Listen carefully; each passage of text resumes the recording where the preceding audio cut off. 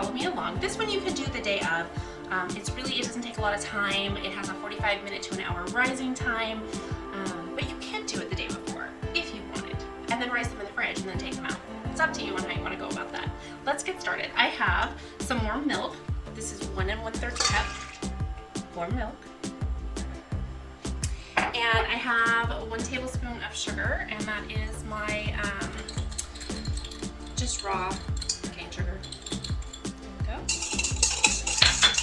And the active yeast. This is the active dry yeast that I try not to use very often, but there are occasions like the cinnamon rolls and yeast rolls for obvious reasons. I could make a sourdough dinner roll, but I'm going to do that I think for Christmas instead.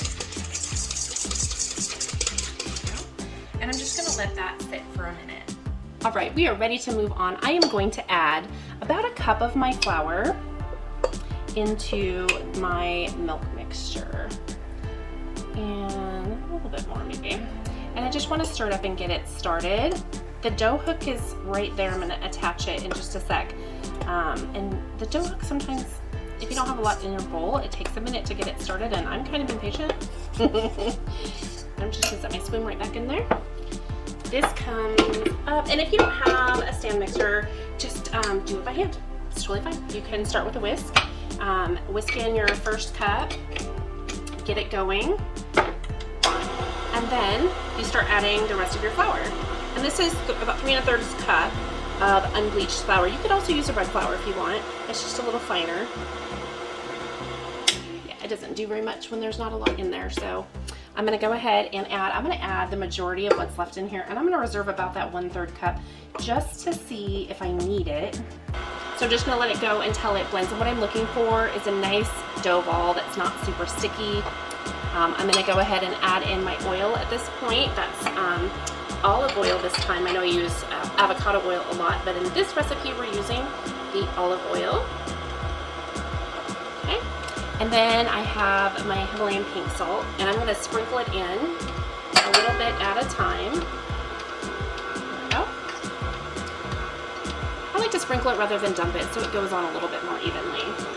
So it's starting to create a ball, and I'm just going to stop it so you can see what that looks like. Oh, it's not even going to come up. It's sticky. So I do want to go ahead and add more flour. So maybe half of what's left. You just want to do a little at a time because you can always add more, but it's really hard to take it away. So I'm going to turn it on and let it go for a minute, and then I'll check it again.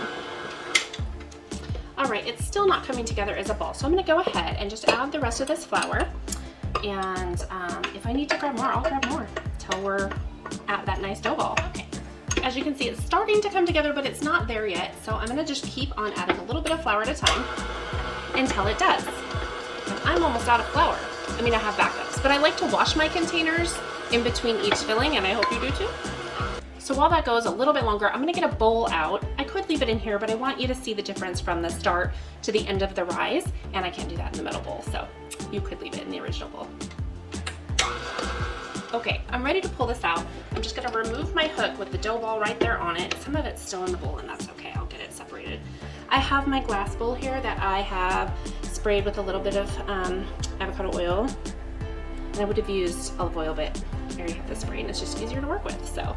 Okay, so the next thing I need to do is cover this with a towel. Then I'll get a muffin tin, some melted butter, about a tablespoon, maybe 2, depending on how much you like, some kosher salt, and in about 15 minutes, I'm gonna turn on my oven to 400 degrees to preheat it. Now, we're back. My dough has risen. I'm gonna punch it down just like this.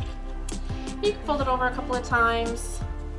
You just want it to get moved around. Okay, so all we do is take like little 1-inch pieces, might be a little small, something like this. You can make them a little bigger if you'd like. The goal is to get 3 little balls in each muffin tin. That's 12 cup muffin tin right there. Just try and get your balls relatively the same size, and you could use like a scoop or something, but it doesn't really go very well with this kind of dough. So I just eyeball it, and if I need to make an adjustment, I will. So this is what you're looking for right here. The 3 balls should fit side by side. And so you just keep doing that until all 12 cups are full. So I'll see you in a couple minutes.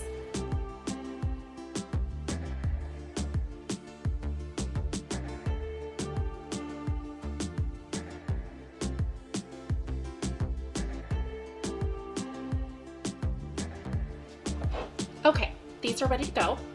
Now, there's one of two things you're gonna do. You're either going to move on to the next step, or you're going to cover them with saran wrap and put them in the fridge overnight for the next day. Take them out an hour before you're ready, let them come up to room temperature, then follow the next steps. But that's not what I'm doing. My oven's preheated to 400. I have some melted butter right here, and this is salted butter. You could use either one. You're adding salt to the top anyway, so if you prefer to use unsalted, or if you just rather skip the kosher salt, you can do that too. I know some people are very salt conscious, or they have to be, so do what works for your health, okay? I like to treat myself with the buttery, salty goodness on holidays, don't we all? Sweet, salty, salt, sugar, fat, more salt, sugar, fat, dairy. All right. And this was about a tablespoon and a half of butter, so probably a tablespoon would be enough. I'm gonna set that here, and I'm gonna sprinkle mine, and I'm just gonna lightly do it. I don't need a ton on there.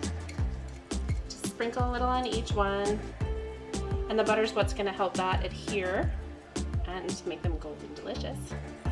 Okay. There we go. That's all I need to do. So I'm gonna put this in the oven, set a timer for 12 minutes.